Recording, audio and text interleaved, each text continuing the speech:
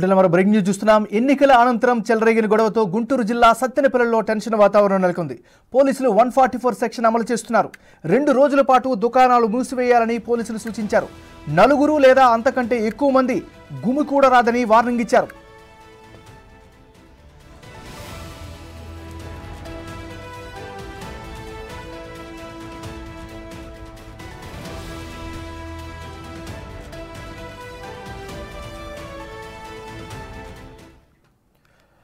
మనం breaking news చూస్తున్నాం. ఎన్నికల అనంతరం చెలరేగిన గొడవతో గుంటూరు జిల్లా సత్తెనపల్లిలో టెన్షన్ వాతావరణం నెలకొంది. పోలీసులు 144 సెక్షన్ అమలు చేస్తున్నారు.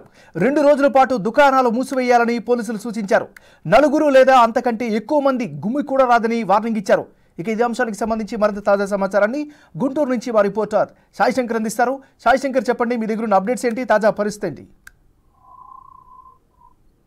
ఎంఎన్ఆర్ పల్నాడు జిల్లాకు సంబంధించినటువంటి ఘర్షణల నేపథ్యంలో జిల్లా వ్యాప్తంగా కూడా 144 సెక్షన్ అమలు జరుగుతున్నటువంటి పరిస్థితి ఉంది.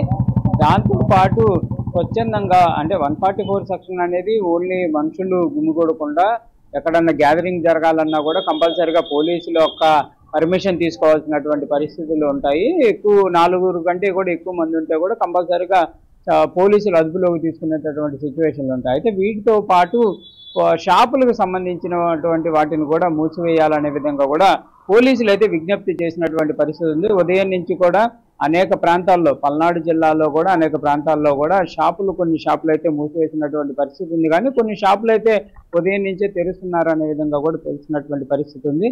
ప్రధానంగా సత్తెనపల్లి, ఇటు నర్సరాపేట, గురజాల, మాచర్ల నియోజకవర్గాలకు సంబంధించినటువంటి అంశంలో మొత్తం 2000 మంది పోలీసు బలగాలను కూడా ఏర్పాటు చేసినట్లు కూడా పోలీసులు చెప్తున్నారు. ఇవన్నీ కూడా ఓన్లీ 1800 మంది నర్సరాపేట, గురజాల, మాచర్ల నియోజకవర్గంలో 1800 మంది పోలీసులు బలగాలు కూడా ఉన్నట్లు తెలుస్తుంది. మిగిలిన ఏరియాల్లో కూడా ప్రత్యేక బలగాలను కూడా ఏర్పాటు చేసినటువంటి పరిస్థితి ఉంది. ఉదయం నుంచి మాచర్లలో కూడా కొంత వాతావరణం అనేది కూల్గా ఉందనే విధంగా చెప్తున్నారు. ఎందుకంటే గత 3 రోజులుగా కూడా ఉధృత వాతావరణం కొనసాగుతుంది. ఎక్కడ ఏం జరుగుతుందో తెలియదు, ఏ మండలంలో దాడులు జరుగుతున్నాయో తెలియదు, ఎక్కడ కార్యాలయాలు తగలబెడతారో, బస్సులు తగలబెడుతున్నారు, అదేవిధంగా కార్లు, అంటే ఏ నేతకి సంబంధించిన కారు కనబడినా కూడా దానిపైన దాడులు జరుగుతున్నాయి. వాటిని తగలబెట్టేటటువంటి ప్రయత్నాలు అయితే జరుగుతున్నటువంటి పరిస్థితి ఉంది. అవన్నీ కూడా ప్రస్తుతం అయితే కంట్రోల్లోకి వచ్చినటువంటి పరిస్థితి ఉంది. ఉదయం నుంచే పోలీసుల కవాతు కూడా మాచర్ల నియోజకవర్గంలో అదేవిధంగా నర్సరాపేటలో కూడా నడుస్తున్నటువంటి పరిస్థితి ఉంది. ప్రతి ఏరియాని కూడా పోలీసులు అయితే క్షుణ్ణంగా పరిశీలించి తమ ఆధీనంలోకి తెచ్చుకుంటున్నారు.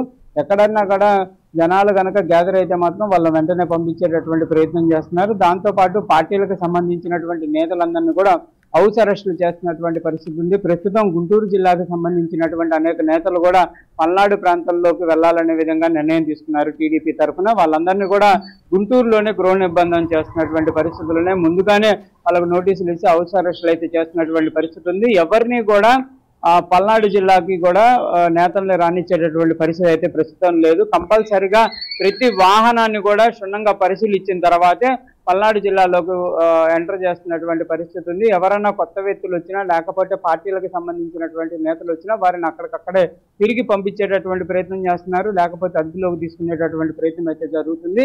మొత్తంగా మాత్రం గత 3 రోజులుగా జరుగుతున్నటువంటి అంశాలపైన ఎలక్షన్ కమిషన్ సీరియస్ అవడంతో ప్రస్తుతం అయితే పల్నాడు జిల్లాలో పోలీసులు ఒక్కసారిగా అలర్ట్ అయ్యారనే విధంగా చెప్పుకోవచ్చు. నిన్నటి వరకు పరిస్థితులు వేరు, ఈ రోజు పరిస్థితి వేరు అనే విధంగా ఉన్నటువంటి పరిస్థితి ఉంది. ప్రస్తుతం ప్రజలు కూడా కొంత బయటికి రావడానికి కూడా ఇబ్బంది పడుతున్నటువంటి పరిస్థితులు ఉన్నాయి. ప్రజలకు కూడా పోలీసులు అయితే ఒక విజ్ఞప్తి చేస్తున్నారు, అత్యవసరమైనటువంటి పరిస్థితులు ఉంటే మాత్రం బయటికి రండి, లేకపోతే కొంత ఈ 2 రోజుల వరకు మాత్రం కొంత ఇంటి వరకే ఉండేటటువంటి ప్రయత్నం చేయండి అనే విధంగా కూడా విజ్ఞప్తి చేస్తున్నటువంటి నేపథ్యంలో ఉదయం సమయం నుంచి కూడా కొంత నిర్మానుష్యంగానే లైన్లన్నీ కూడా దర్శనమిస్తున్నటువంటి పరిస్థితి ఉంది. రాత్రి సమయంలో అయితే నిన్న నైట్ అయితే ఈవినింగ్ అంతా కూడా కర్ఫ్యూ వాతావరణమే మాచర్ల, సత్తెనపల్లి, నర్సరాపేటలో కనపడేటువంటి పరిస్థితి ఉంది. దాంతోపాటు ఈ నేతలు అభ్యర్థులు ఎవరైతే ఉన్నారో వాళ్ళ ఇళ్లకి చుట్టూ కూడా బారికేట్లు ఏర్పాటు చేయడం, కంచెలు ఏర్పాటు చేస్తున్నటువంటి పరిస్థితి ఉంది. వారి ఇళ్ల దగ్గరకు కూడా కార్యకర్తలు ఎవరన్నా రావాలన్నా కూడా కంపల్సరీగా పర్మిషన్ తీసుకునే విధంగా కూడా పోలీసులు అయితే చెప్తున్నారు. నేతలందరినీ మాత్రం గృహ నిర్బంధంలో ప్రస్తుతం ఉంచినటువంటి నేపథ్యంలో ప్రస్తుతం పల్నాడు జిల్లాలో మాత్రం కొంత ప్రశాంత వాతావరణం కొనసాగుతున్నటువంటి పరిస్థితి అయితే కనిపిస్తుంది ఏమన్నారు. Right, thank you Sai Shankar.